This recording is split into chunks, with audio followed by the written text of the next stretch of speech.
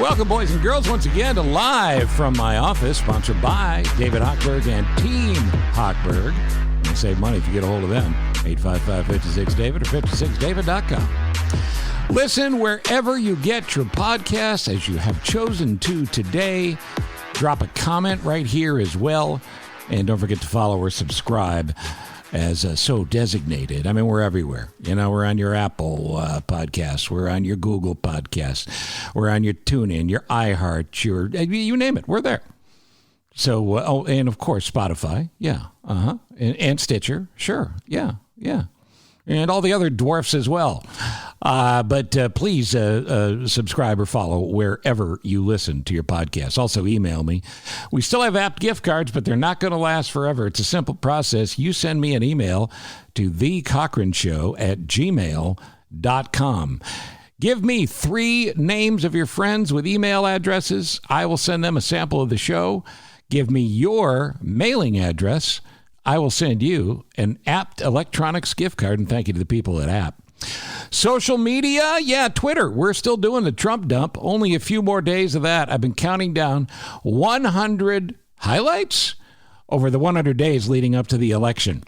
And you can get a constantly updated list at CochranShow.com. But if you follow me at Cochran Show on Twitter, you'll see a whole bunch of stuff, including the daily Trump dump. Speaking of that, let's talk about elections for a second. Today on the program, it's elections and your money. We got 2 business titans. Howard Tullman. This guy is a tech genius, venture capitalist, longtime boss at 1871, the startup tech hub that is an incredible source of all the new ideas coming up out of Chicago. And he's got a lot of thoughts on Chicago as well, how we're doing and where we're going, and on Trump too. And then an original Shark Tank shark, Kevin Harrington. Kevin Harrington, I'm mentoring on family and business balance, on the perfect elevator pitch. This is the guy that started As Seen on TV, invented the infomercial, basically. Kevin Harrington joins me as well. Both guests ought to inspire you to do your best with yours, your kids, your grandkids' possibilities, and yours or their money as well. So, now about this election. As we record this, it is October 26th, Monday afternoon. We're a week away from the election. And I know you're frustrated. I'm frustrated. Everybody's frustrated. But I think we need to get into a little acceptance here. I think we need to trade our frustrations because minds are made up. I'm not saying there's no one that hasn't decided yet. Clearly there are. But unlike other years, unlike other presidential elections, this is not close. So instead of spending all your time trying to come up with just the right tweet or just the right shot at the other side, I'm saying give it a rest. Your mind and your, frankly, your efforts would be better spent by doing something simple like email or call anyone you know in Kentucky or South Carolina and tell them Mitch McConnell and Lindsey Graham have to go. And if you just have, numbers of relatives you haven't talked to in a long time, call, tell them, and hang up. And of course, vote. If you're going to vote early, vote early. If you haven't gotten your mail-in ballot, that deadline has to be coming up. So check your state's rules or get in line at all the early voting locations like they have here in Illinois, where we do Live from My Office, or plan on going next Tuesday to your polling place and plan on being in line for a while. But this ought to feel good because you just have to vote. Now, look, I get it because I don't get it. I don't get it either. You know, your kid can't always get their way. You taught him that, right? Well, neither can you or I. And the idea that we now live in America where we have people on the right and frankly, people on the left as well, who both feel like it's their way or the highway, has to come to an end, and we need people in office that get that. This time, this election, this vote, including your vitally important local offices, well, it could be a step in the right direction. And again, we just have to accept there are people who will never agree. Cubs and Sox fans will never agree. Bears and Packers fans will never agree. Vegans will never agree with a fat guy at a buffet. Right never agrees with wrong, good with bad, light with dark, courteous with rude, true with false, smart with dumb, hero with coward.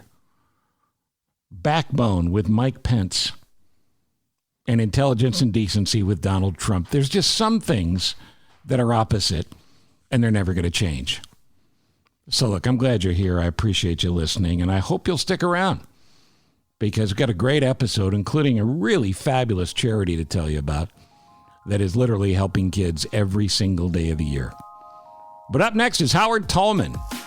This guy was involved with tech before anybody knew what a computer was.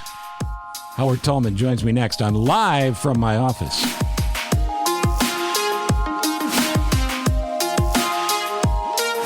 Live from My Office, sponsored by David Hochberg and Team Hochberg. What is Team Hochberg? Well, powered by Homeside Financial. Been doing loans since 2000, licensed to provide mortgage lending services across this great country of ours. Team Hochberg really makes the process simple. All you have to do is grab a couple of pieces of your own paperwork, stuff that you should have in a particular place anyway, and don't make him call you 11 or 12 times to get that. Just do your part. They'll roll with it, and they're going to be able to save you a whole bunch of money. They have dedicated in-house support staff that, of course, includes underwriters and closing folks. And you're not going to get some closing scam when you work with David Hochberg and Team Hochberg. It's not some teaser thing that comes in. If he says he's going to help you with closing costs, he's going to help you with closing costs. He's going to get you the lowest possible number, and you're going to feel better about it because you're going to get a great rate, and you're going to deal with somebody who's going to be just as thrilled as you are that you got that great rate, because that's why he goes to work. He goes to work because he's got plenty. Let me tell you something. He's got plenty of money. He goes to work so he can now be the guy to help you get over the hump. There's a million scenarios of things that have happened, and he knows all of them. So here's the deal. Don't be embarrassed. There's nothing you can tell him that he hasn't heard already. It's David Hochberg and Team Hochberg, 855-56-DAVID or 56david.com.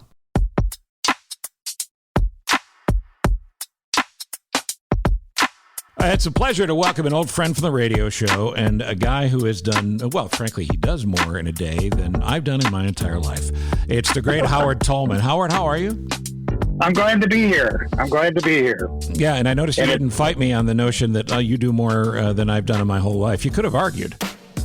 Well, listen, I was waiting for you to finish your comment, and then I was going to do sort of like a humble brag, like, oh, no, it's not true. It's not true. Well, I've tried to keep busy, but it's complicated these days. It's complicated. Well, in 2020, the right thing to do is to take care of yourself and the people you love, and hope that leaders step up and do the same. And it turns out they won't. So I want to talk about politics with you and a couple of things, but I want to talk about you first. Yeah. Okay. From all the things you did at 1871 with startups, and you went to the Ed Kaplan Family Institute at Illinois Tech, which is one of the last times you and I were together. But now, managing partner of what company? G2T3V, LLC, which is just a bunch of letters and numbers. But it's an early stage venture fund that we've had for a number of years. And we've got about 20 companies in Chicago that we've supported. And it's a combination of giving back, and trying to stay active in the community. I mean, look, I believe in this city, as crazy as things are these days. And G2 is really a group of us, all Chicago people, who put together a fund to support new businesses. And it's funny because in the pandemic, I mean, we've been exposed to a whole spectrum of different experiences. If you're an investor, as we are in Spot Hero and in Snapsheet, and people stop driving, your life changes. Sure. At the other end, if you're an investor, as we are in Keeper Security, which is all about cybersecurity, and everybody and their dog is working from home using their business laptop computer, you better have some password protection or your life is going to be upside down. So, living through it and working through it has been really interesting and challenging as well. You talk about looking out for yourself. I think we're going into a time when businesses, and especially small businesses, have to have a cookbook that's a little different than it was not so many years ago when it was like the sky's the limit. Right now, I tell people, keep alive, which is make sure that you're keeping your family safe, your employees safe, and your customers safe, because you breach that trust, and there's nothing else. So keep your business alive, whatever you have to do. Ask for help. People are proud, but, you ask your landlord, you ask your vendors, everybody for help. I think anybody who tells you they have a window that's longer than 6 months of understanding what the future is going to bring is crazy, unless they believe also in horoscopes and astrology. 6 months, how about 6 weeks? Well, 6 weeks for sure, given the 6 weeks we're looking at right now. Right. And then the last thing is, and this is sad in a way, Steve, I mean, we're not going back and, looking back and talking about getting back to stuff. We got to think about moving forward, because the world has changed, and it's going to be a different world going forward in many, many ways. And some of that's going to be great, and some of that's going to be very scary. I mean, I talked to a coach yesterday. You'll love this. About the fact that they redshirt athletes all the time. We might have to redshirt the whole senior class of the high schools in this country. Yeah, how about that? Because they're not going to be ready for college, and college is expensive, and to have your first year of college be totally remedial because you didn't have a senior year that was worth anything is crazy. So education, medicine, everything we have taken for granted is going to just change radically going forward. But when you and I connected early on, one of the things you were deeply involved with was Flashpoint Academy. And that to me has to be the model for the, in quotes, college experience going forward. You can still, join a frat, go out with your friends, do whatever. But the targeted interests of 18-year-olds, that has to be the model for college, doesn't it? Well, look, I think this country has attached a stigma to vocational training across the board. Forget just digital media and just, stuff that kids are super interested in. I think we have to, create education that leads to a path to a middle-class income and a decent living, whatever you want to do. I mean, frankly, a car mechanic today spends more time with a keyboard than he does with a wrench. Yep. And he makes a better living than anybody we know. And yeah, he may have a little grease under his fingers, but not very often.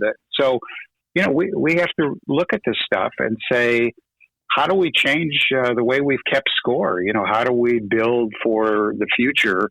It's a funny story. I had a plumber here, and I said to him, how much are you an hour? And he said, $100 an hour. And I said, geez, my doctor doesn't charge me that. And he said, when I was a doctor, I didn't charge that either. That's just it. It's like the old joke. Babe Ruth made more than Hoover. Well, Babe Ruth had a better year. Right. So here's the thing, because you have such an interesting life and you've done so many things. I feel like I need to go backwards first and figure out how you got to this from that. Big family in St. Louis, if I remember correctly. Yeah. Your dad sold clothes. Your mom was a homemaker, as every woman was at that era and generation. But I have to take you one step back. So okay. when they met, my dad was a jock in college and my mom was prom queen.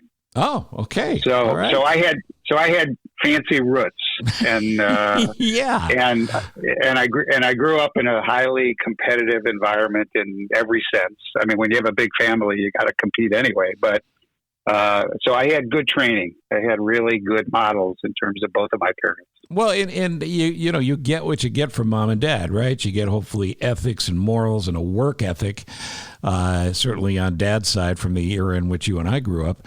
But how does a guy from our generation get so deeply involved in tech before anybody knew what tech was by the modern definition?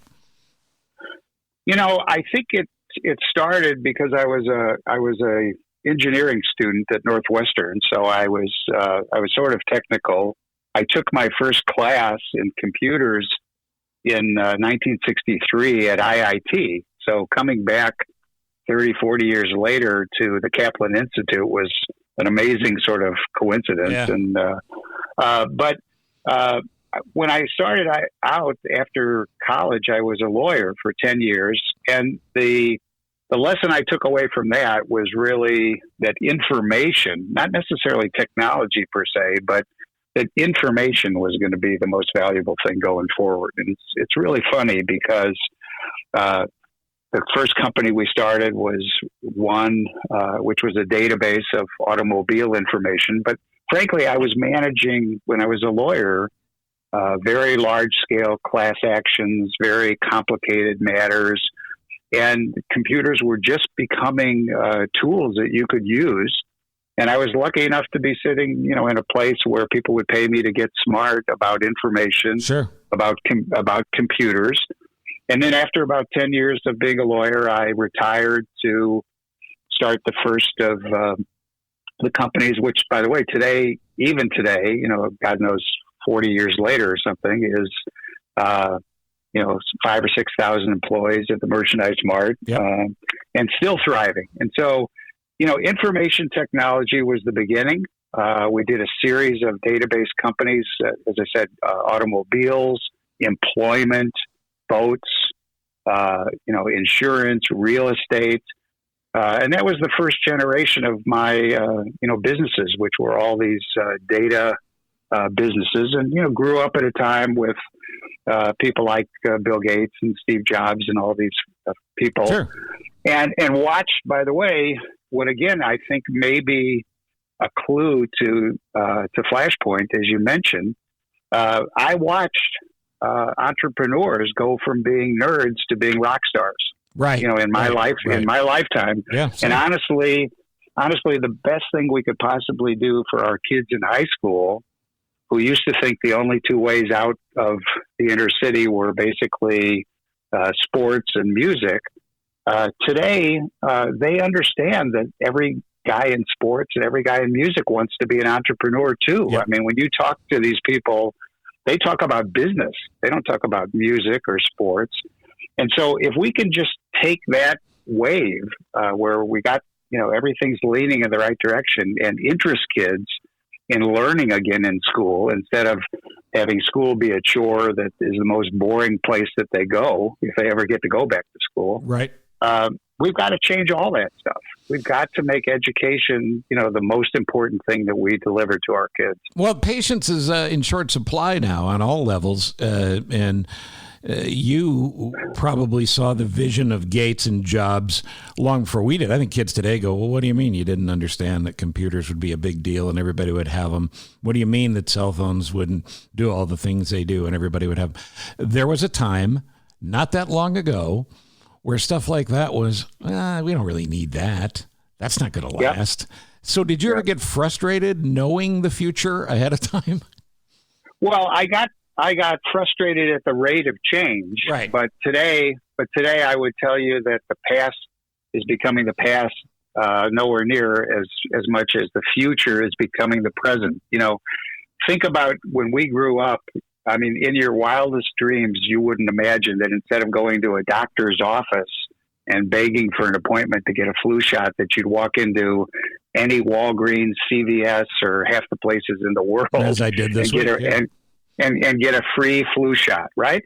And so medicine is going to change. I mean, the pandemic has taught us that we don't have to commute to a lot of different things, that we can do a lot of things remotely and do them very effectively and efficiently. So big changes, but certainly the rate of change was frustrating. I mean, trying to change the insurance industry, which we did, trying to change the way a bunch of different parts of the world work, which we've done over the years.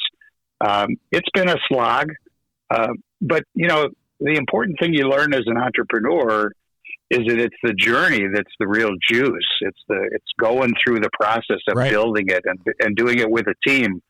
Getting to the end is great, and selling your company for millions or hundreds of millions of dollars, that's fine, but that's not really where it's at. It's about making a life, not necessarily just making a living. And well, so in the position you have and the success you've had, and that this is so much to me, the story of 1871, you had the ability to change people's lives very quickly, but you had to believe in them. And I have to believe, because you're a public figure, I have to believe you're pitched ideas everywhere you go every day. So maybe the quarantine hasn't been so bad for you. Well, it's been active. You're exactly right. I mean, I get solicitations and I get opportunities to meet with people and to help people. And by the way, I mean, literally hundreds of my employees are working and have started companies in the city of Chicago. And that's a great source of pride too, that you passed it on. And, it's helping those people realize what's important to them and build families. I mean, I remember we hired a guy who was working the grill at the dive right across the street from where our first CCC offices were, and we loved how fast he moved. Right. So we hired him. 10 years later, I mean, he's married. He's making a good living. He's introducing me to his family, and you get a lot of sort of pride out of that and joy from being a part of people's lives.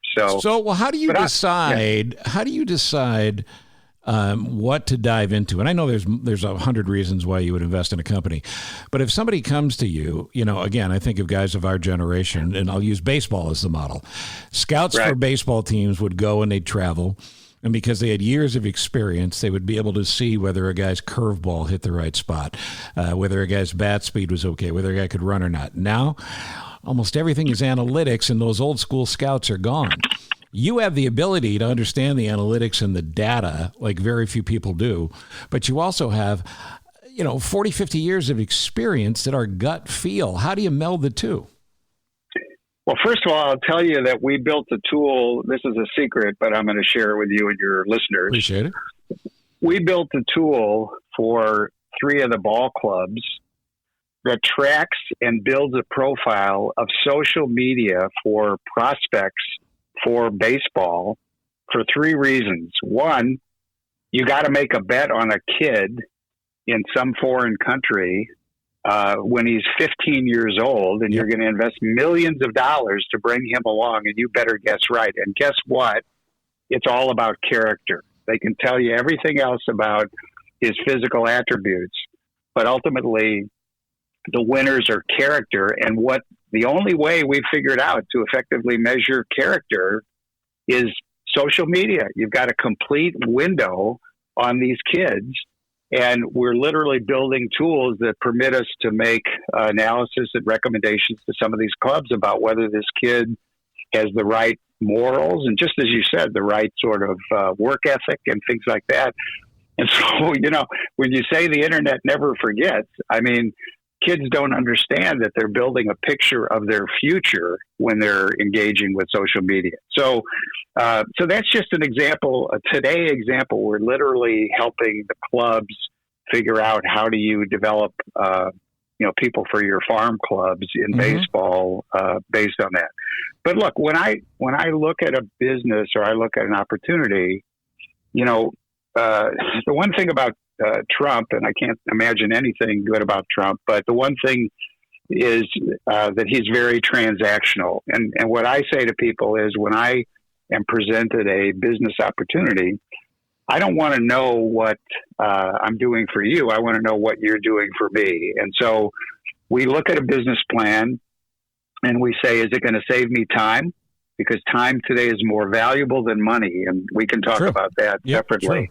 True. Two, is it going to save me, money? So money is still important. 3, is it going to make me more productive? Because we all want to get more out of our days.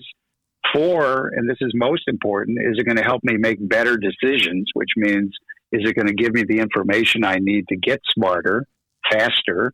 And lastly, status.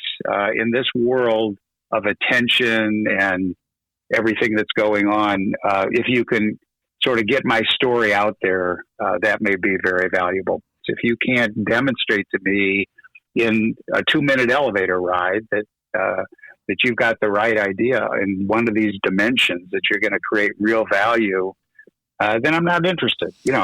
Today the most valuable companies in the world sell attention. They sell slices of our attention, right? And they build audiences. So, you know, you may think Google is a search engine or Facebook is a social network. Frankly, they're selling us. They're selling us to advertisers. Well, when you work with kids, do you teach them the elevator pitch? Because here's the thing. If I see you and I know you, but I don't know you, I'm maybe intimidated to bring up my idea, but this is my moment and I may not have it again. And the one generality that I could throw out about nerds who are changing and saving the world is maybe they're not the best communicators. They're the worst communicators. Right. So how do they get a 2-minute elevator pitch that works for you?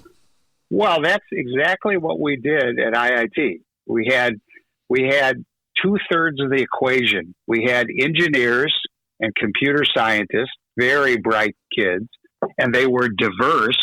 They weren't like all, you know, white kids from Northwestern, and I love Northwestern, but they were a diverse technical audience. That was 2/3 of the equation, and they could not talk.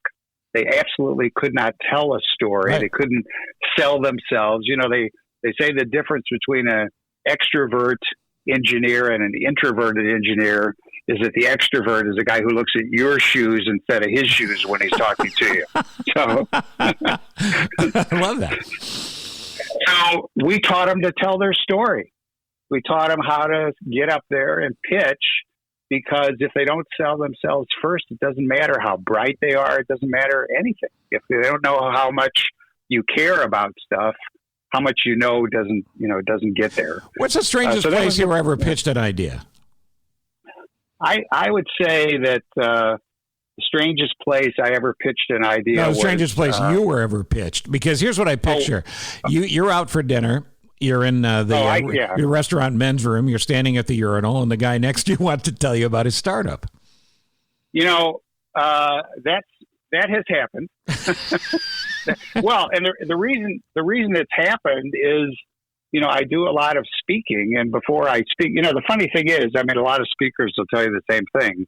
They'd rather talk to 1,000 people than to one person. Yeah. But especially when you're getting ready to go on stage. So I hide out all the time, you know, and I remember being pitched in the supply closet of a fancy restaurant where the guy came in, and I think he was coming in for ketchup or something. And I'm sure I scared him because I was lurking there because I absolutely didn't want to have anybody, you know, talk to me before I went on stage. But he had an idea for a packaging company, and he needed to tell me about it. And, you know, I had no way of getting out of the closet. So that's probably the craziest thing. I remember, you know, to this day, standing there between the various supplies and having this guy explain to me his idea. How do you end a conversation where you know you're not going to, because you're a nice guy, how do you end a conversation where you know you're not going to invest? I'm not great at that, and I'm even worse at firing people. You know, People tell me all the time I'm the world's greatest chicken, but I basically try to explain that it's not right for me. It doesn't mean it's not right for someone else, and it's not right for, you know, and I tell them also about opportunity cost, which is that, you know, I'm doing you a favor. And that's the same thing we tell people when we can't find a place for them in our organizations. We're doing them the favor of giving them opportunity to be more successful somewhere else. And, you know, that sounds trite, but it's true. I mean, in the organizations that we deal with, there's a certain profile, there's a certain kind of person that we're looking for. And you said it at the beginning. I mean, if you don't have a fierce work ethic, it just doesn't work in our world. And I once wrote a guy a letter, and I said the problem was, it wasn't that he didn't sweat; it's that he didn't show people that he was sweating. And if you don't, you know, they don't understand. They don't believe you have the commitment that it's going to take to be successful. Well, that's the core of the perspiration principles, which I know a lot of people have read, and those that haven't should. It's about the sweat, but it's also about working smarter. So as we go forward with all of this, the one thing that's key, and as we record this is October 24th, We're 10 days away from an election, which is not a cliche. It truly is the most important election of our lives. All great societies have failed in the past. China once ruled the world. Britain once ruled the world. Rome once ruled the world. We have only really been, quote, in charge for about 100 years, and we don't get to keep it just because we've been there. And the greatest threat to this country is Donald Trump. You have you've done a wonderful job of pointing that out. I think I have done my part in that as well, because I don't care if you're Republican or Democrat. I care that you're American. And that's got to be the core belief. You know, what I would tell you is slightly different. I think the greatest threat to this country is the single-minded, sort of commitment to the individual. And I'll tell you why. I mean, the biggest threats to us are India, where family is central, right, to China, which is where government is central. Here, I mean, it's breaking down. I mean, it shouldn't be a debate as to whether you wear a mask. I mean, his worst crime was probably politicizing that, where people now are fighting with people about wearing a mask that protects not only them, but everyone around them. And I just think that, sort of dressing that up in individual rights and freedom is just such complete bullshit, because you don't have the freedom to kill me. You just don't. And I think that we're going to have to, understand that the common good requires some sacrifice on everybody's part. I mean, seatbelts save millions of lives. I mean, and nobody says, well, that was an invasion of my freedom. I mean, we live with seatbelts. I mean, I suppose if you don't want to wear it in your own car, it's a little less onerous than, the mask issue. But the fact is that, it's great that we value freedom, but freedom sort of stops at the edge of your personality and your identity, and then it becomes a shared responsibility. And if ever there was a guy who was the absolute, prince of selfishness, it's this guy. And that's where we're at. I mean, we're at a terrible place. I mean, I really feel that, we're probably at a point where, the kids, parents are terribly torn about how can they go back to work if their kids are at home? How can they make a living? All of these things. And we just have to have conversations that aren't emotionally heated. They have to just be conversations that understand that we all want to get through this, because if we don't get through it together, we're not going to get through it. Well, the mask issue and the disparaging of experts on all levels, I think those two go hand in hand. And it's absolutely not just about Trump's ego, but, when you and I get on an airplane, we don't go to the front and tell the pilot, why don't you take a break? I'm going to do this. I'll go ahead and fly it to Dallas or whatever. The idea that you would take someone with a career like Dr. Fauci's and go, take a break. Don't do the briefing today. I'm going to talk, and maybe we'll inject some bleach. It's just idiotic and so dangerous. And the mask thing, look, everything you need to know you learned in kindergarten, right? You don't break other people's stuff. You don't take other people's stuff. And we all sign up to have the privilege of living in a civilized society. There's going to be some rules that we're not so crazy about, but we have to follow them. Yeah. Yeah. Well, and I think that we're also discovering, I mean, the funny thing is that we're discovering in a very interesting way that a lot of the prejudices we had about hierarchies, that only the smartest guys were on top, those are breaking down too. We're learning that we can learn from anybody and everybody. And some of the innovation that we're seeing and some of the solutions aren't coming top down. They're coming from the people in the field. They're coming from people who are living this stuff every single day. In fact, I wrote a piece not too long ago, and I said, please don't fire your lowest level employees, because when the world comes back, not one of your customers knows the name of your senior vice president of marketing. Yeah, right. But everybody knows the receptionist. Right. And everybody knows the people that they interact with. And if they're all gone, you're not going to get back. You're not going to be successful. And it's funny because it's one of those baby with the bathwater things, but it's absolutely true. And so I think that the Zoom meetings, I'll tell you another interesting thing, Zoom meetings are not hierarchical. I mean, because anybody can talk. And you discover that, surprisingly, that in the context of a Zoom meeting with 15 employees, 10 of whom would have never said a word at a meeting because the bosses were there, now everybody participates. And so, there are some very interesting sort of psychological and other kinds of behavioral changes going on. And it'll be interesting to see where they come out. I said to somebody yesterday, you'll love this. I said they better teach their little kids to say please and thank you to Alexa. Because if they don't, by the time their kids get into kindergarten, they're going to be these demanding little monsters, right, telling the teacher to play them a song or get them a book or whatever. And so they're going to have to learn the new etiquette of a new world. Well, that's a brilliant point. And etiquette and manners and civilized behavior are not something Donald Trump has any experience or interest in. So I think what you and I have agreed on before remains the same is you got to vote. It's 10 days from now. You can do it now. You can do it then, but you have to vote. And if you don't vote, don't bitch. But more importantly than that is you got to decide what you want this country to be. Because 4 more years of Donald Trump, by the way, I think this whole election now is turnout based. I think we've picked our teams. But going forward, 4 more years of Donald Trump with no indictments in his future and no need to get reelected, I don't think we can even comprehend the kind of damage he could do. Yeah, I mean, I think they're trying to tee some of this stuff up. I mean, I think the scariest period for this democracy is going to be in his lame duck, month or so, where who knows what craziness these people will try to accomplish before he's out of office. I mean, forget the Supreme Court.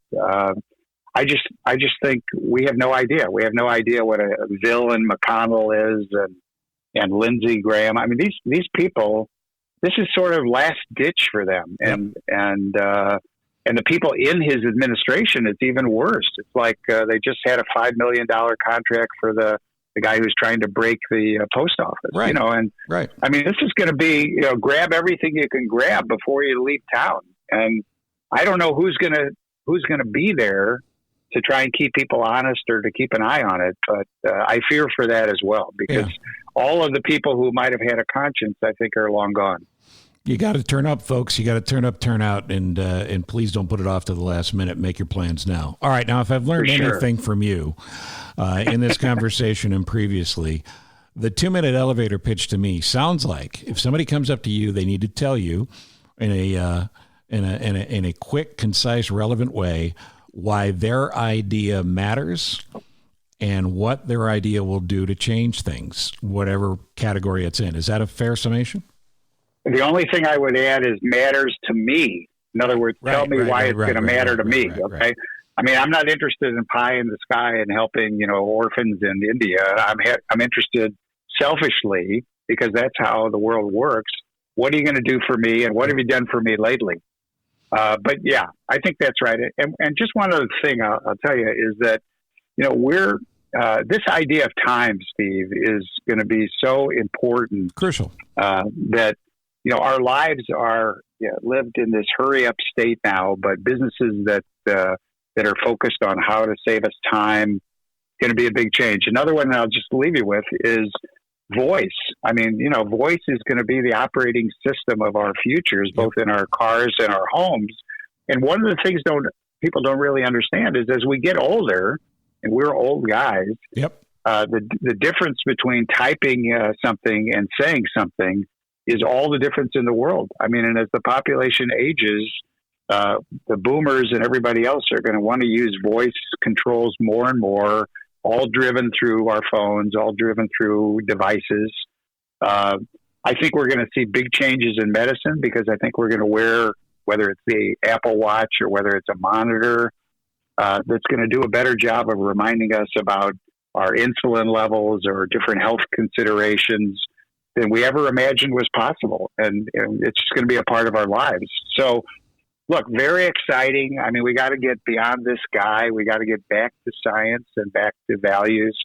And in the city, I mean, I think we have to figure out how to find ourselves a leader the next time around that isn't somebody elected because nobody showed up to the party, and isn't somebody who, frankly, I don't even understand how we got to the point where we had the choices that we had for our last mayor, but hopefully we won't be put in that position again. Yeah, and by the way, you make a point in that Inc. column that about 14 people showed up to vote. Yeah. And that's the same thing that happened in the national election. I mean, 100 million people didn't vote. Yeah, there's crazy. No question. Your credits are way too many to get into. That's actually a separate podcast. But I've told you before, until Lin-Manuel does Howard the musical as opposed to Hamilton, the best way to keep an eye on you, or if my production, Tullman on Ice, the best way to keep in touch with you, follow you all across social media. I know you're at Tullman on Twitter. Is that a good handle everywhere?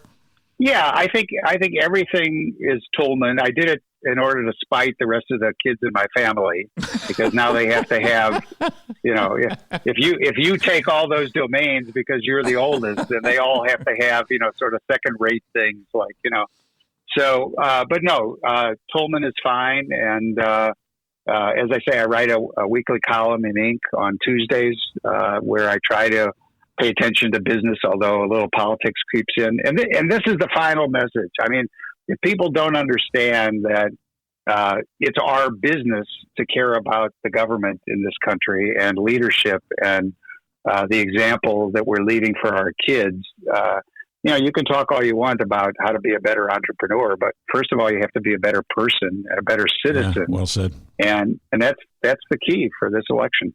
It's my friend Howard Tullman. I really appreciate you being on Live from my office. I hope we can do this again, because every time we talk, I have 4,000 questions I didn't get to, and I don't write any of them down. You just always spur great ideas.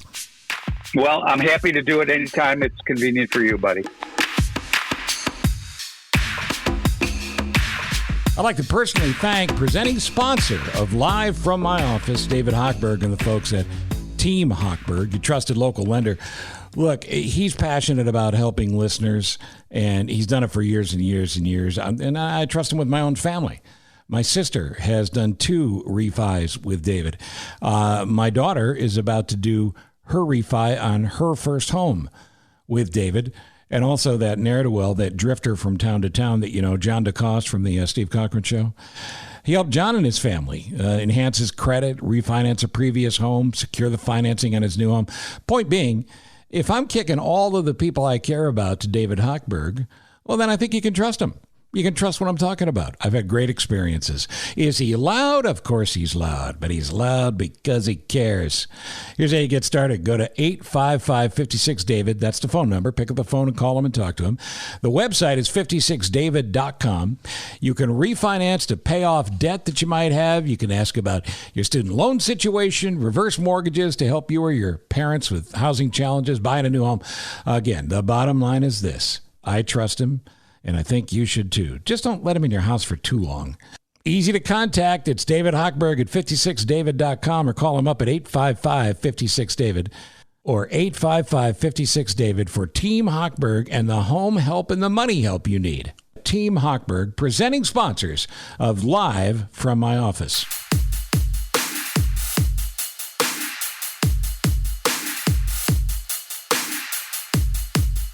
Next up is Kevin Harrington. You'll remember Kevin Harrington from Shark Tank. He was one of the original sharks and had a tremendous experience there, a tremendous run.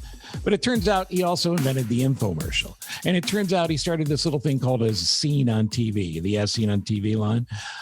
He has 500 products that have generated over $5 billion in revenue. He's got 20 companies that he's worked with that are all $100 million or more each year. That's the kind of revenue they're generating. Look, he's a successful guy. What's he doing with me? He's live in St. Petersburg while I'm freezing my ass off in Chicago. And how are you? I'm doing good. I'm back from Chicago now, as you know, because we had some cold weather when I was up there, and back in the 80s down here. You're a fellow golf nut like I am, and you've played everywhere you wanted to play in the world, but you finally got a crack at Medina. Even though we froze, how much fun was that?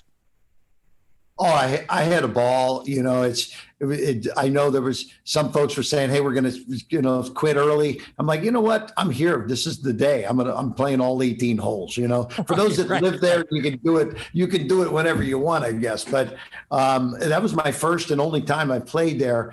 It's a long course. It's beautiful. I love that place. I'm not a great golfer. I just like to golf. Yeah. And honestly, it's good for business, right? Is there a better sport in the world to transact than a golf course?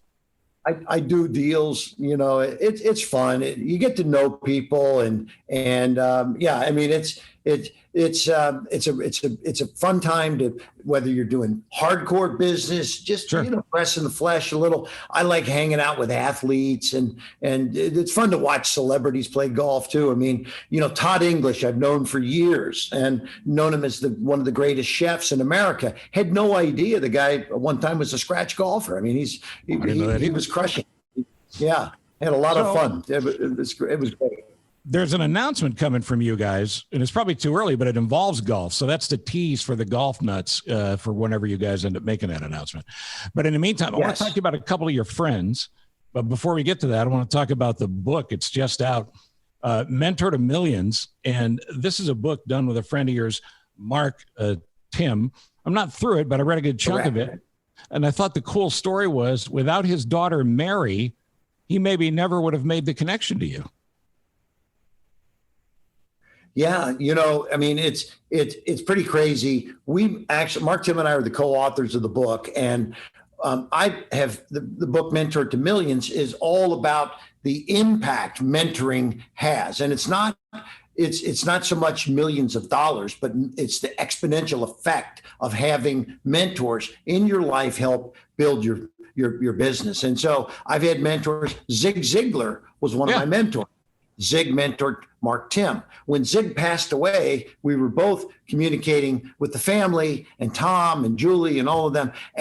And wow, did they say, you guys need to meet, and Kevin, maybe you could mentor Mark. And so that's how that came about. And we had an amazing journey, and Mary, his daughter, was part of that journey, and his wife and the kids. They actually moved here to St. Pete for a month to hang out and get some really good mentoring.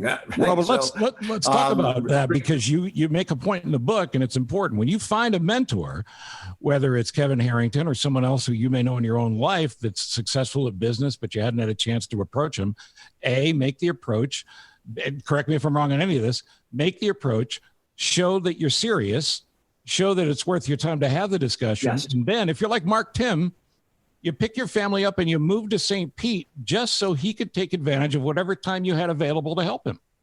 Absolutely. And so one of the things, it wasn't that we met every day. I mean, there would be 5 days I wouldn't see him or hardly talk to him. But then we'd have a flight, and we're going to go fly to Toronto. We're going to fly to Los Angeles. So we have we started getting into meetings and different ventures. And so now we're on a 5-hour flight to Los Angeles. Wow. Now you're talking about some amazing time together. And this was very smart on his part. I from my side, I realized what was happening and was fully in support of it. But it is very cool when you can see somebody take the initiative to want to be so close to you that they want to be on the same planes as you're flying around, because they realize it's a lot of downtime on planes, right? Sure. Pretty smart on Mark's part. That also shows you how serious they are and committed to their ideas, right? And in the case of Mark Tim, he was a successful guy, but he wanted to take it to the next level. And I think the coolest aspect of the book, Mentor to Millions, is how you talk about a real work-life balance between people involved in an incredibly successful business, and how you can treat your family and how you run your family like a well-run business. That's not an insult. That's not a shot. That's a legitimate strategy to get the most out of your life at home, which leads to better performance at work. So again, it's Mentor to Millions with Kevin Harrington and Mark Tim. And one of the coolest things about the book, as far as I'm concerned, is Mark Tim comes home from work, had a huge day at the office, is really pumped, but he's got a house full of kids and a family. And he knows if he goes inside the house, his buzz is killed. He'll go inside and it's over. And he wants to ride this wave a little longer. And it occurred to him, my priorities are just not right. They're upside down. I ought to be able to have both. And first, I ought to be able to have a great family life and experience. I'm really good at this business thing. I need to be better at the family thing. So what if I took the principles of business and applied them to how I deal with and help take care of my family? And it turns out what he's done is laid out in Mentor to Millions really brilliantly. And he and Kevin Harrington take you through the steps to not only be successful at business, but to figure out a work-life balance as well. I advise everybody to get Mentor to Millions. It doesn't matter how successful you are, if you're at the beginning, the middle, or you've really achieved. Think about your own network, take the tips in the book seriously, and move forward. I want to ask you about a couple of your friends. On this episode of Live from My Office is a guy named Matt George, who runs one of the largest nonprofits in the state of Illinois that happens to benefit children who are really struggling and in tough situations. He could not say enough great things about you, which is great. But what did you see in Matt George that said, I'm going to give some time to this guy as well? So first of all, Matt is an amazing guy. I really took a liking to Matt when I first heard about Children's Home in Peoria.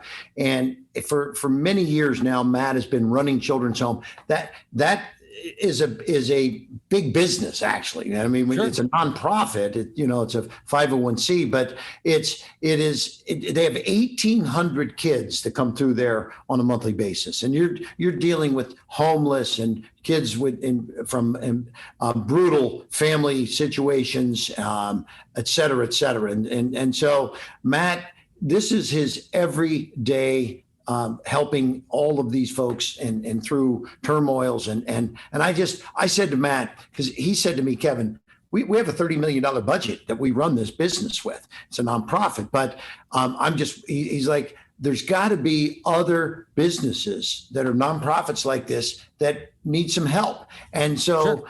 I said to Matt, I said, you have done a great job. And yes, you become in your own neck of the woods, Peoria.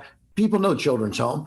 I live in St. Pete, Florida, and grew up in Cincinnati, Ohio, but I was never familiar with it. But now I've been mentoring Matt to kind of get out there and build his profile and raise his profile. And so Matt has his first book out now, and he's starting to get some traction with that. And there you go, the nonprofit game plan, right? So so Matt's getting some great exposure on that. And now he's also, as he's building, he's got his own TV show that he's doing on a weekly basis. And so Matt he's a great guy. He would give his shirt off his back for a child to be in a better place. And so I said, I can see the vision here for Matt. And I also think that he can touch more nonprofits by being an advisor and a consultant out in the marketplace than just one. And so I know that he's very happy with his job there at Children's Place, and it's doing Children's Home, and he's doing well. But I just said, at some point, Matt, you need to be thinking about the possibility of being able to help more than just one of these facilities. So God bless him, and he's doing a great job.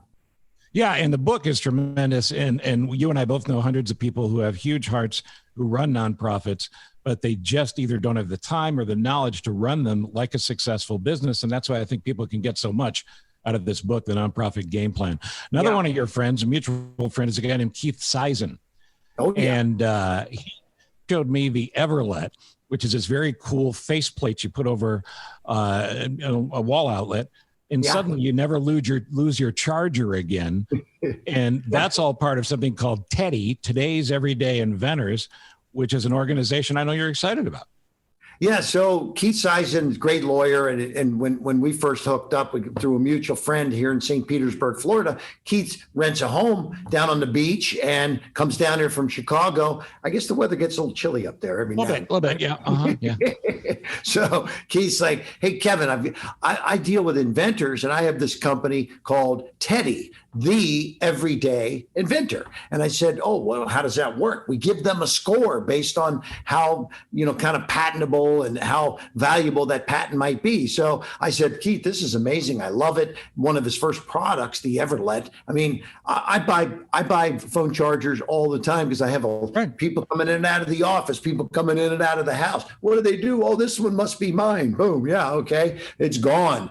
And so Teddy and Everlet have been a great solution to that problem. And that's what I say, why Teddy has a great chance for big success, because today with COVID, there's more challenges and more problems that need to be solved than ever before. And so people are going out there, they're figuring things out, they're coming up with inventions, ideas, and Teddy is a platform that can help you number one, get a good score so you can go raise some capital or maybe even make it bankable, because Keith is looking to kind of take the invention business into more of a bankable kind of a situation. So he's done a great job.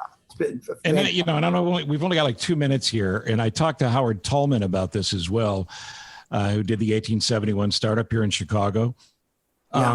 The 2-minute elevator pitch. I mean, since Shark Tank, there's not a day that goes by where I know you don't run into somebody who's got a great idea. And some of them are great, but it's very important to recognize how tiny your time windows are.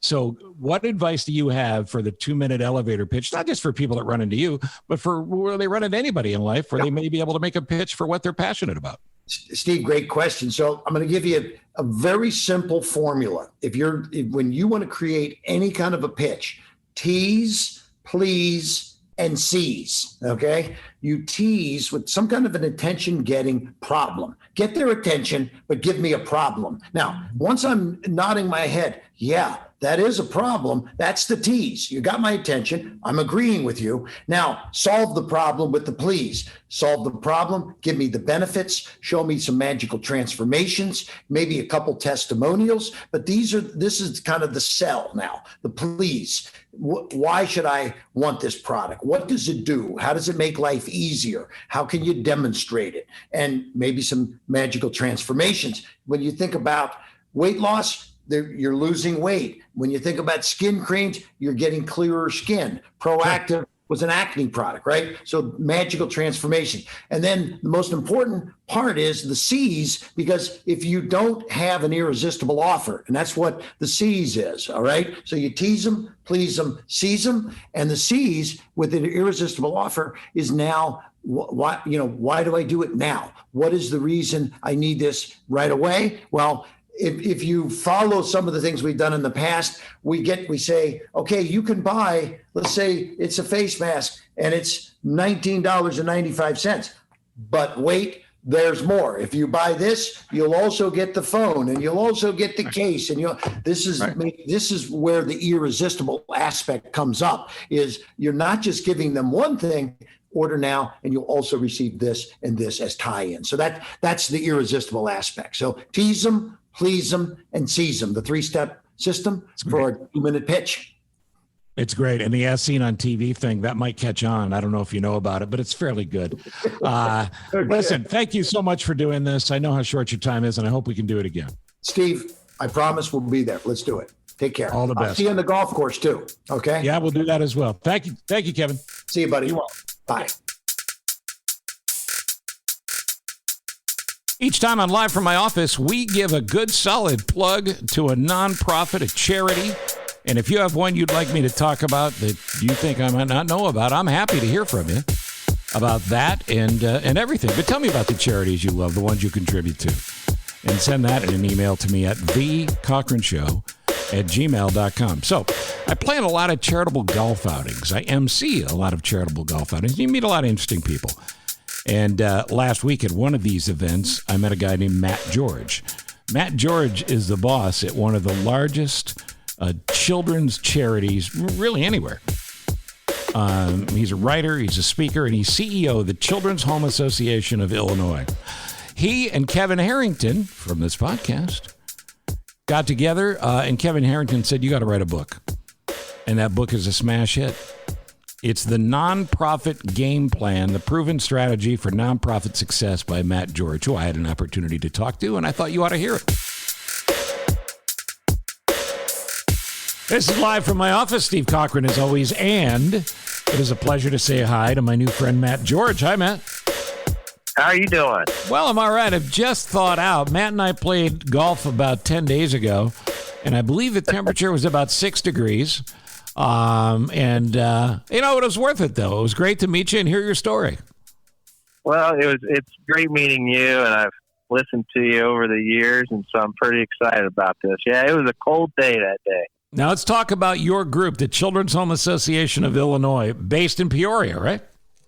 Yeah, we're in Peoria. We're going into this upcoming year, actually into our 155th year of business. And wow. So, yeah, we were formed in 1866, and it's a really, really neat business. I mean, we take care of kids. I have a saying that we change lives and save lives every 5 minutes. And so we have 450 plus employees. We're the 12th largest employer in Peoria. Wow. And and we have 1,700 kids a month flow through our agency in all different types of programs. And what type of, how do the kids come to you, I guess is what I'm trying to say. Is it through the court system, or how does it work?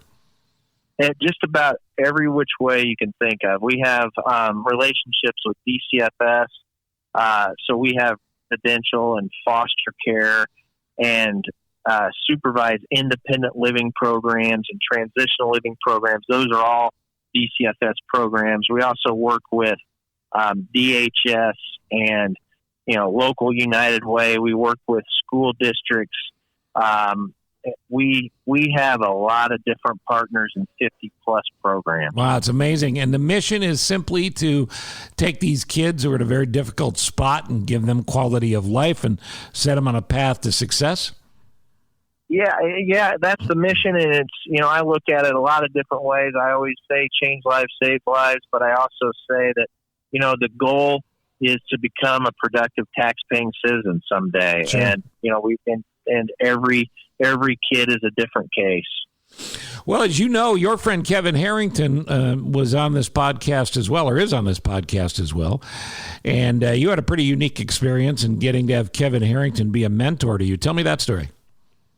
Well, I was a couple of years ago, I was at a conference, and the short version of it is I saw him speak, and I know guys like that were, they have their exit routes from the stage so they don't get bombarded with asks or money or whatever it may be. And his talk was on personal brand, and I kind of figured out where he was going to go, and I kind of stalked him. Nice. And stood by the escalator, and I said, "Hey, Mr. Harrington, I'm not looking for money, and I'm not looking for a job or anything else or pitching you a product. I run a children's home in Peoria, Illinois, and I'd love to talk to you about it." So he actually said, "I'll call you in 2 hours. I'm hopping on a plane." I figured that was the last time Sure. I'd hear from him. 2 hours later, he calls and he says, "What are you looking for?" And I said, "I need a mentor." And he said, "I'll tell you what, if you're serious, fly down to Florida. Let me see how serious you are, and we'll talk." And I flew down to Florida. I met with him, and that was 2 years ago. And one of the first things he said to me was, "You're going to write a book." He said, "Your stories about what you have done and what Children's Home and other places, great places, do to help kids is it needs to be told." And so he said, "This is going to be your business card for life, and we're going to write a book." And we started the process. And Nonprofit Game Plan is the name of my book, and it came out this past January. And it's an Amazon.com bestseller because a lot of people are interested in this. They don't know how to go about it. There's a lot of big hearts out there, but you need to know how to run it as a business so you can raise the funds that your particular cause needs. And you and Kevin lay out the structure here. Yeah, we do. And most people most people think that social service agencies and charities are just programs that, they don't even know what they do. But the bottom line is, our annual budget's $30 million. And when you look at 450 employees and all the programs and the relationships that we have statewide, that's pretty big business. And so you have to run a social service agency like a business, from everything from HR to right now COVID protocols and everything that you can think of. And a lot of people don't look at it that way. And I think especially in trying times, it can come back and bite you. Well, and I know that you also, out of your own generosity and all the extra time you have, because I know this job only takes about 120 hours a week, you raise money for other groups, essentially located in Peoria, but that help as well. Neighborhood House, the Hall Center for Healthy Living, Crime Stoppers, and other things. Where did you come to this? Did you have somebody that changed your life where you felt you wanted to give back like this? Well, I think the positions that we're blessed to be in helping community, the key word here is community. And I preach all the time. It doesn't matter what city you live in. I think it's everyone's job to take care of their community they live in. And so I went to our board years ago, and I said, here's my deal. We need everyone to be healthy. We need all agencies to not sit here and be so competitive. It's the same kids, in our case kids, but it could be adults, that flow through our community from one place to another. So the Boys and Girls Club, our children's home kids, the Neighborhood House, they're children's home kids, the Peoria public schools. And so I decided that I'm going to be a little different here, and I am going to volunteer my time to MC events, mentor other CEOs or directors, do anything I can for the city and the school districts, just to help our community as a whole. And it's made me a better person. I hope it's made our community better. And for someone with Kevin Harrington's success and personal wealth that he has, he could have very easily taken that meeting and, as you said, not returned the call, certainly not invited you to Florida, or just given you a couple of, tips on the phone and wished you well. But he dove in, didn't he? He not only dove in, I talked to him weekly. He could be, if I text him, I get a response within 5 minutes. I mean, he's all in all the time, and I've never really thought that this would be possible. But, one of the conversations I had with him is, sometimes you just need to ask. And I'm a true believer in mentors and mentorship. And I like to think that I have many, many people that help me. And in turn, it's my job to help them. And Kevin's no different. He's just a kind-hearted man, probably a little different than what you saw on Shark Tank when he's cutting deals, but he has a huge heart, and he's helped me personally a lot. Well, it's a big deal, and we all need to pay it forward, as you so well said. And if people want to help what you guys are doing in Peoria at the Children's Home Association of Illinois, and therefore help you spread the wealth, what do they do? You can go on the website, chail.org. It's chail.org.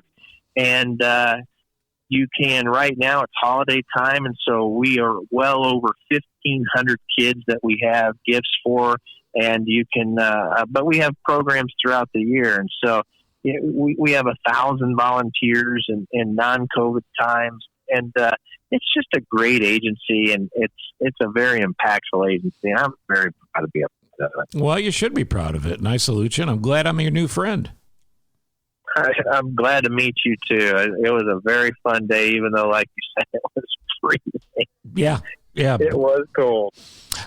Listen, we will do it again. We'll do it again in better weather. But in the meantime, thanks for being on, and happy to plug the organization. And we'll do it again. So you'll stay in touch with me and let me know whatever you need. But thanks for being on live from my office. Well, I love your show, and I appreciate you having me on.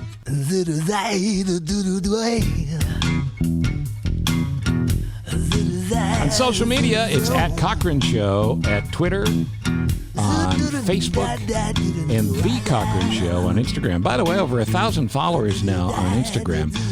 This is, quite a milestone. I was looking earlier. Ariana Grande has 203 million. The Rock has about 200 million. Beyonce has about 150 or 160 million. You hear those footsteps? That's me coming. 1,000 followers on Instagram. Follow me there. Follow me on Twitter. Get the Trump Dump. Follow me on Facebook. As I said, follow me on LinkedIn. Let's get together on LinkedIn as well. At Cochran Show. Simple to remember.